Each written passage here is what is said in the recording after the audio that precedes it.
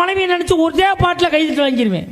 இங்க இருக்க எல்லா ஆண்களுமே அவங்க மனைவியை நினைச்சு பாடுற ஒரே பாட்டு ஆண்களுடைய தேசிய கீதம் ஒண்ணு இருக்கு. நான் பாடமா?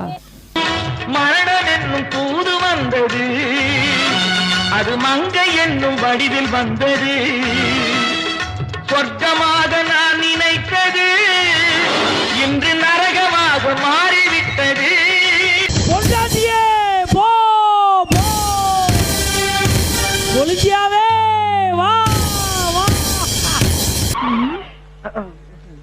நீ எங்க கழுதுங்கிட்டு என்ன எங்க சத்தம்? நான் சும்மா தமாஷ் பண்ணிக்கிற கழுத தமாஷு.